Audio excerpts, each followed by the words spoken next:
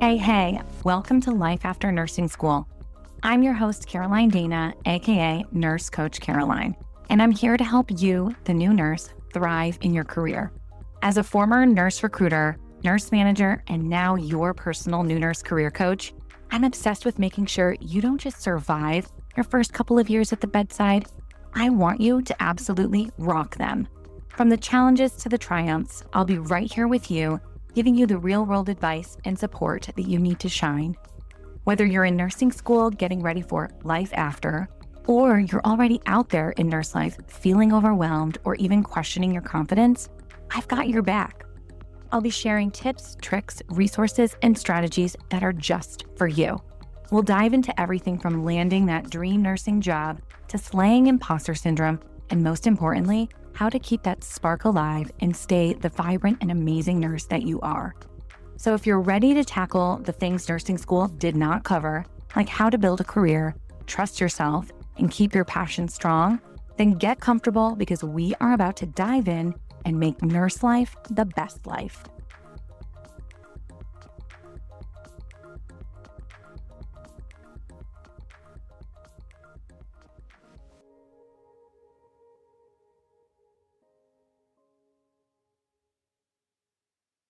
Welcome back to the Life After Nursing School podcast. This episode is all about quitting your job strategically.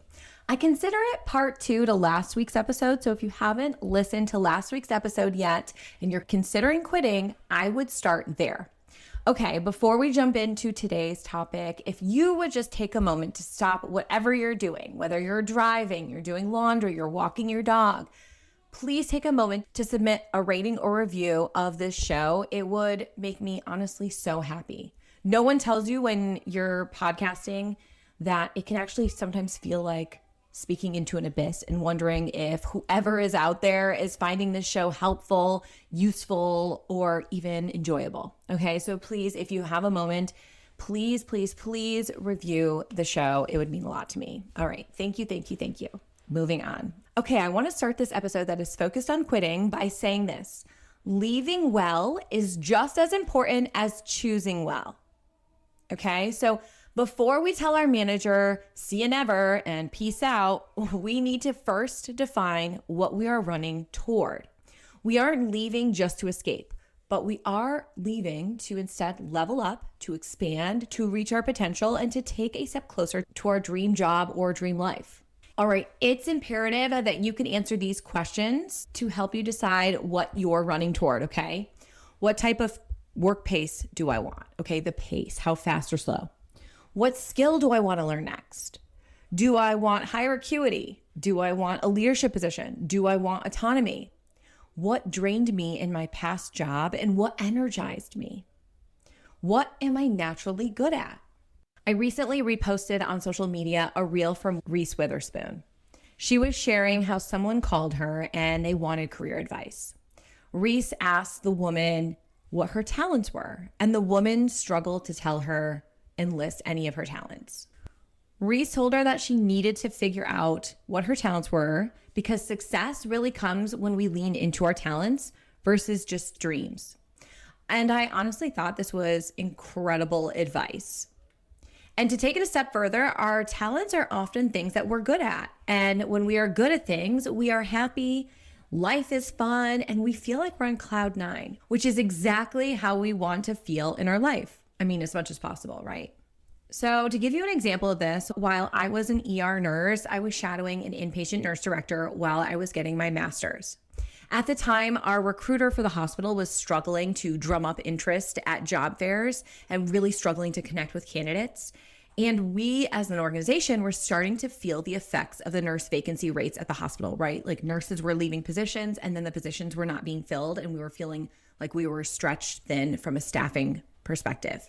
Well, I actually offered to accompany the recruiter to the job fairs because I felt like I could easily talk to any candidate about life as a nurse at this organization. And I also really wanted to get my hours in for my master's, okay?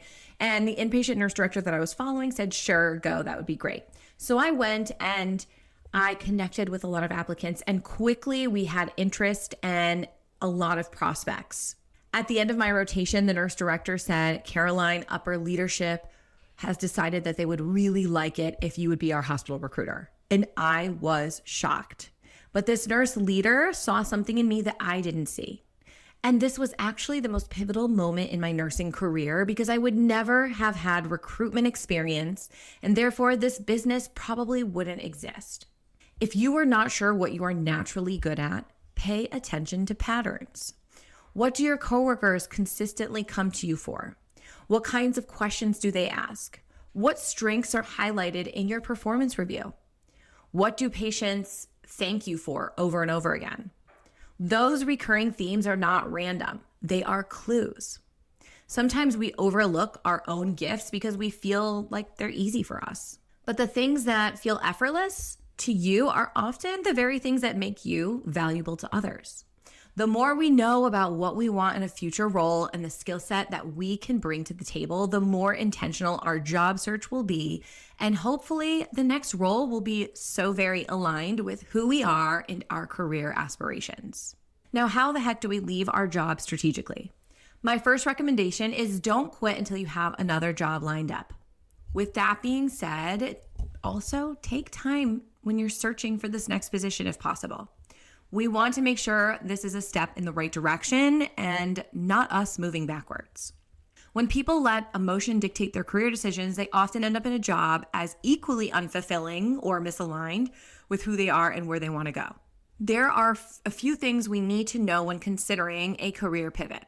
First and foremost, if you don't have 1 full year of RN experience, I highly recommend that you do not quit your job until you have another job lined up because it may actually be quite challenging to get another job before that 1 year mark. So we don't want to quit and be without pay while we're struggling to get another job. If we are considering a pivot, we are also taking time to polish and update our resume. We aren't waiting to piecemeal it together when we see a job posting that we're interested in.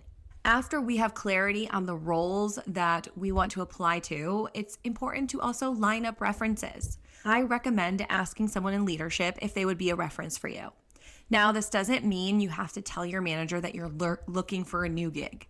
You could ask a trusted charge nurse, that's a leadership position, a unit educator, a house supervisor, or someone with a leadership title. I recommend getting at least 2 references in place. One can be a peer, and again, the other in leadership. Now, I'm going to suggest something that you may likely decide you don't want to hear, but it is this. I highly recommend you schedule a one-on-one meeting with your manager and tell him or her that you would love their input on career planning. Here you will tell them that you have learned a lot, you have grown so much, and you find it's time to start considering your next career chapter. Share with them the specialty or type of role that you are considering and ask their advice. A good manager may even suggest an area of nursing that you weren't considering or help you network internally so you can stay and move within the organization. Of course, they likely don't want to lose an employee, but I find that managers usually know that you're itching to leave whether you tell them or not. So you might as well have that conversation. Another important thing here is that we are remaining reliable, hardworking, and performing well in our job until our very last day. This ensures that you are leaving on good terms and you're open to employment opportunities in the future. Most hospitals actually have the ability to mark you as not rehireable or do not rehire if you call out after providing your resignation notice. Okay, but we won't get into that right now. Let's talk about transferring roles internally versus resigning from the organization completely. So an internal transfer means that you are moving from one role into another within the same health system. It could be in the same hospital or it could be a different location, but still for the same health system. The pros to an internal transfer is that you understand the benefits of that job, you understand the retirement package, because obviously that doesn't change. Unless, of course, you increase or decrease your contracted hours. You have a much easier onboarding when you're an internal transfer because you are a brand new employee. So you don't need to sit in on hospital orientation again. You likely know the lay of the land, and it's an easier and quicker transition. You probably will be using all of the same equipment, resources, and electronic medical record. Now, the cons to an internal transfer are that you need manager support to transfer. Even if you get the job, your current manager can usually keep you for a longer period than 2 weeks if their staffing needs the support and need you to fill in those staffing holes. Politics can be a problem here too, depending on if you have a supportive manager here or not.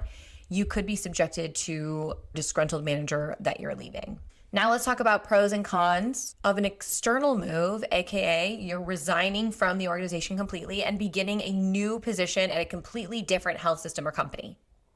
A pro here is that you likely have more power to negotiate. Leaving organizations every couple of years is the most effective way to make more money, especially as a nurse. A new organization means a fresh new culture and the ability to reinvent yourself. A great option if your previous job was extremely toxic or your reputation wasn't where you wanted it to be. Now, the cons of an external job would be unknown environment and starting at the bottom of the seniority list. Now, seniority comes into play as a staff nurse with things like selecting vacation weeks, hospital parking, and working holidays. It might feel like a big deal, but seniority is not a good reason to stay in a role if you're feeling unfulfilled.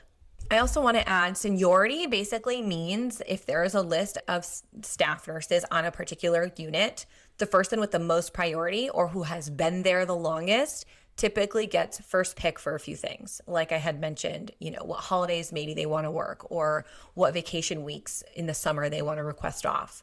So that is a small perk from a seniority standpoint. You also have years of service within that hospital or organization. And if you have so many years, sometimes you get additional perks.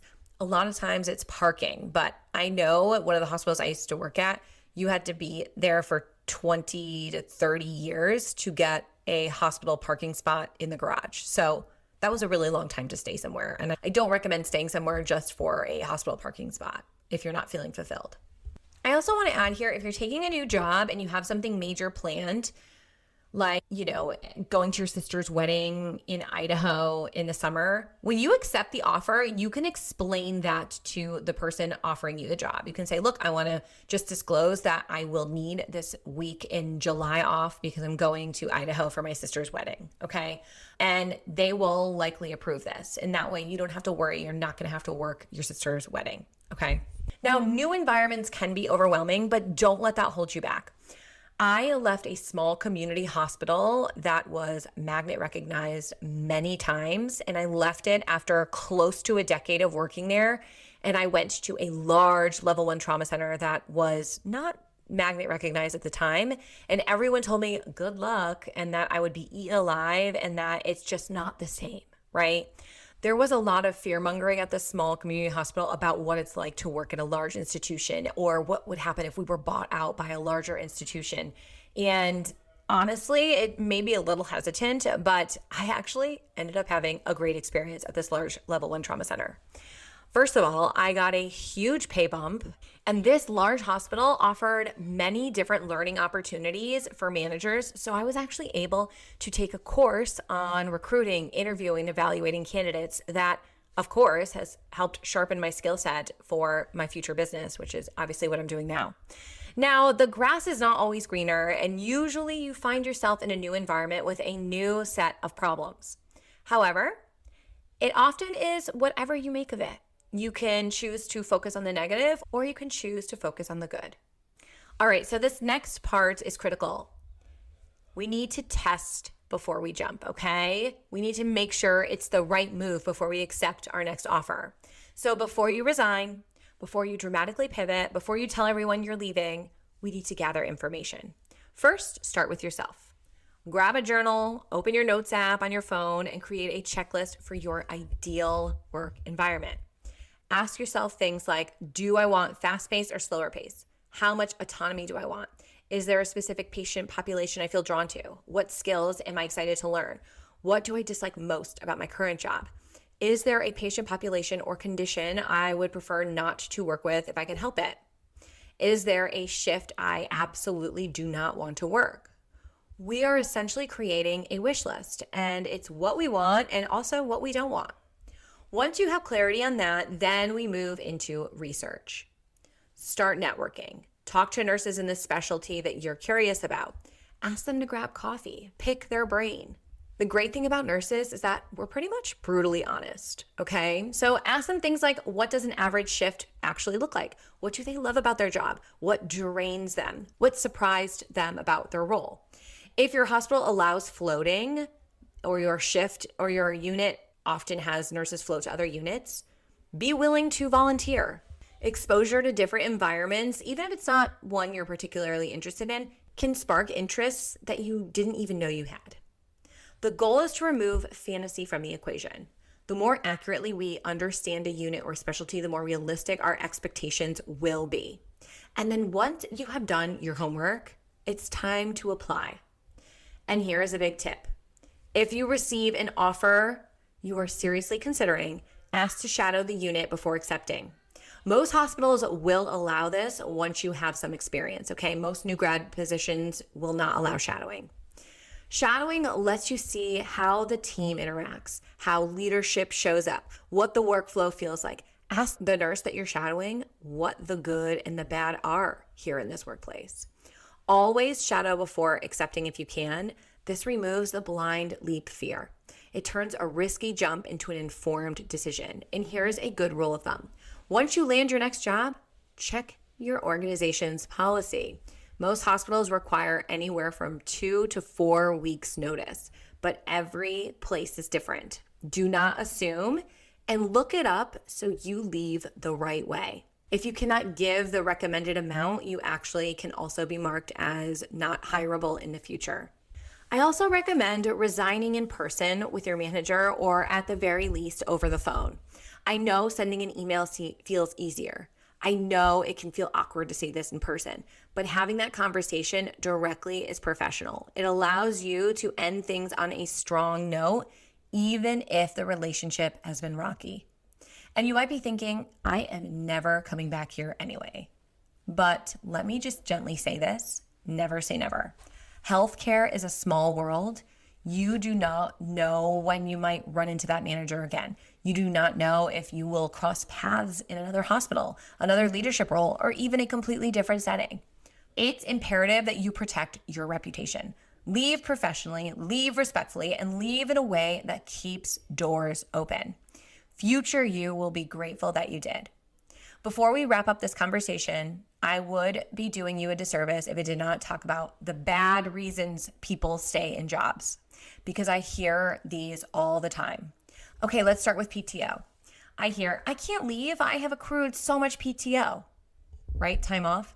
Okay, I hear you, but here's the reality. Most employers will pay out your unused PTO when you leave, and your next job might actually have a better accrual rate. So do not stay in a job that is draining you just because you're holding on to vacation hours. Time off is important, but your daily experience matters more. All right, the next one. I can't leave. What about my seniority? Yes, maybe it took you 1, 2, or even 5 years to climb the ladder. Maybe you finally get first pick of holidays. Maybe you even get better vacation weeks. But ask yourself this. If you are unhappy 98% of the time, does holiday preference really make up for that? And here is something else to consider. Every year you stay somewhere that you're miserable is a year you are not building seniority somewhere else that you could actually be a better fit. Okay, now this next one is the one that really pulls at my heartstrings. I can't leave. I owe it to my unit to stay. I owe it to my manager to stay. What will they do if I leave? Let me say this gently but clearly. You do not owe anyone your long-term unhappiness. Staying in a job that no longer serves you sends a message to yourself that everyone else's needs comes before your own. And I can tell you from experience, I have left multiple roles in my career every single time the unit moved on. Leadership adjusted. Someone new was hired. That is not harsh. That is just reality. And instead of letting that sting, let it set you free, because that means you're allowed to choose yourself without guilt. Okay, so I think that wraps up this little mini series here on whether we are burnt out or outgrown our room, whether we want to pivot, and what that looks like. Now, again, if you don't mind leaving a review or rating today on this show, I would be so grateful. And thank you so much for showing up today. As always, I have one hand for me and the other for you. Signing off. Well, that's it for today's episode of Life After Nursing School.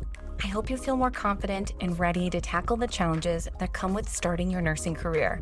Remember, the first year or two might not be easy, but with the right mindset, you can overcome anything.